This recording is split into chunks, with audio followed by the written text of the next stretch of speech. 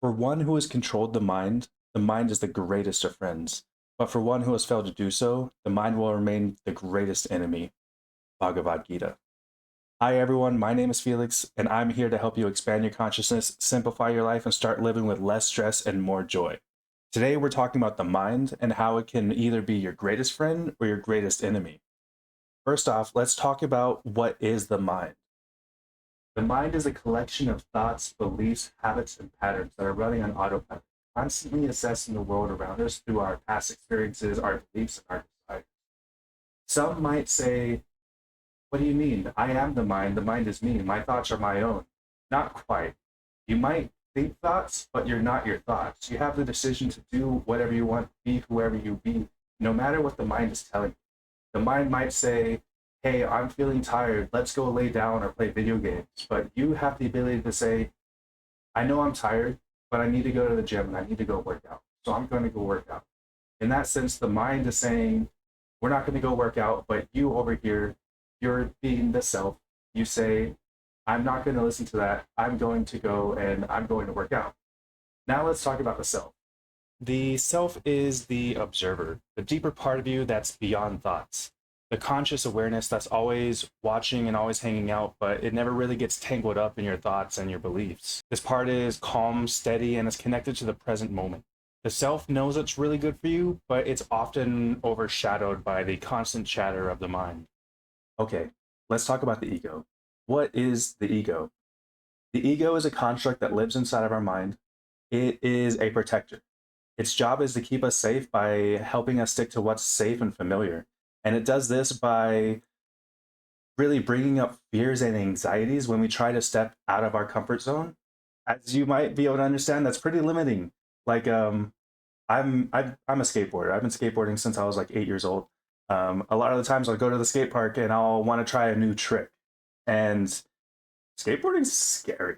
Skateboarding is so scary when you're sitting there at the top of the ramp and you all you want to do is just go into the ramp. But your mind is telling you, no, you can't do that. All these bad things are going to happen. This is the worst case scenario and this is going to happen. But if you listen to that, you're never going to go anywhere. You're not going to make any progress and you're going to be stuck. You're going to feel sad about the progress you're not making. But if you choose to look past the ego, take matters in your own hands, put your foot down, the next thing you know, you'll be rolling away and you'll have learned something new. You'll be able to go back to it. The fear will probably still be there, but it'll be a lot less. And then the more you do it, the easier it gets. While the ego's intentions are to protect us, that usually becomes a barrier to growth. It feeds us limiting beliefs and narratives that keep us stuck in these patterns that feel safe, but may not be aligned to what we actually want or who we're supposed to be.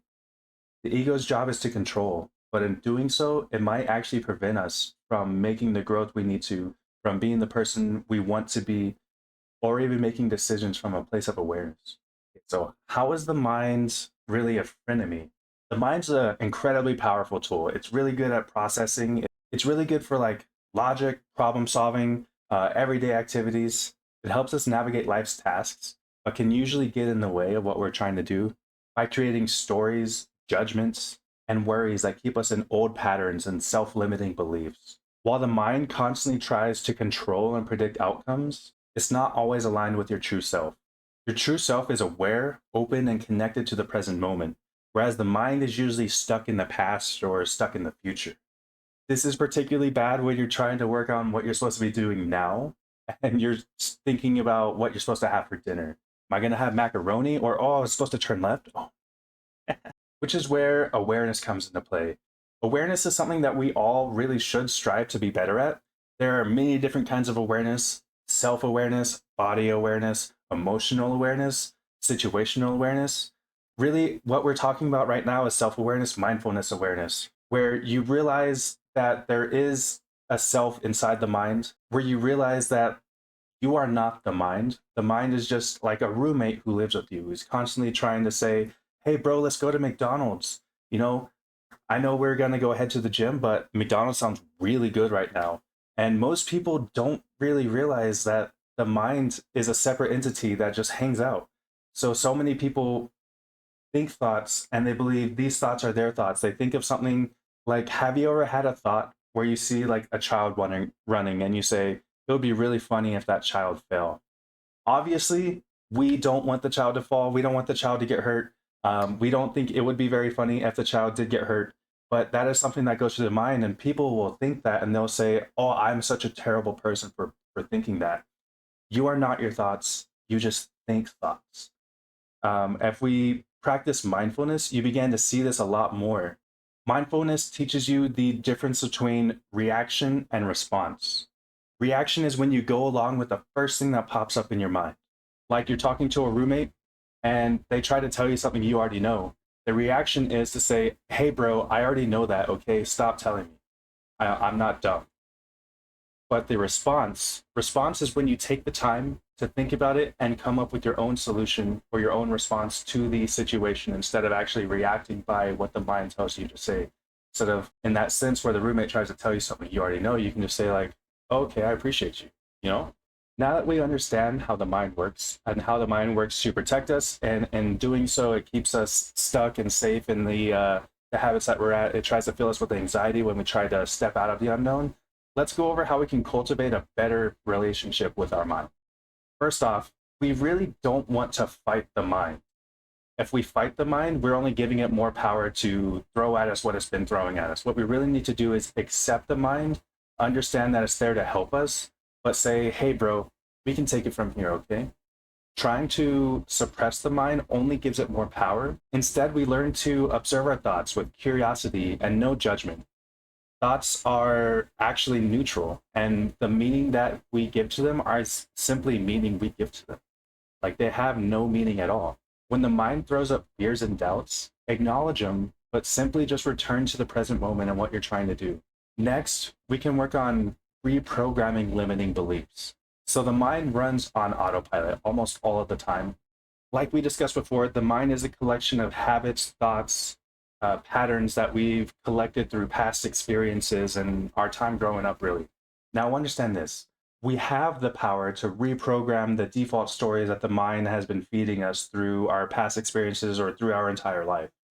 By questioning your old narratives and replacing them with more empowering beliefs, you have the power to free yourself from the mind's control, which could be something like, "I don't have the time to go exercise," which it might be true. Maybe you're very busy. But in my case, when I was saying this, I'm playing video games 6 hours a day. There's plenty of time to go do whatever you want to in there. Just the mind is so comfy and it's so safe here. It's really, it has a lot of power to say, like, you should stay here and not go do that. Even though you know your true self knows going to exercise is the better thing you can do for yourself. It's not easy to do at first, but it's like a muscle. The more you train it, the easier it gets. And then the more you're able to do that, the more you're able to create space for yourself in your life. As you know, there's only 24 hours in a day. There's only so much space you can do. The same works with the inside. There's only so much space in the inside that you can have for the things you want to do or the things you're supposed to be doing. If you fill it up with things like judging people, uh, wasting your time online, trying to be better than other people, then that's going to take your space rather than if you just wanted to work on improving the relationships in your life, if you wanted to try to become a better you than you were yesterday. That's all available to you once you clear out some of the space that the mind is feeling by default. And the most important thing for this is self compassion. You really have to realize that you're not perfect. You're human. The human existence is very flawed. Humans want so badly to be perfect, but that'll never happen. It's something that a human will never experience in their life. So you can't expect to be perfect. You have to be able to expect to fail sometimes, but that's okay because our failures only work to make us stronger. If we weren't able to fail, there would be no growth. Like the people who play basketball at the highest level, they have to get beat sometimes to realize that they're not where they're supposed to be and then that they can be better.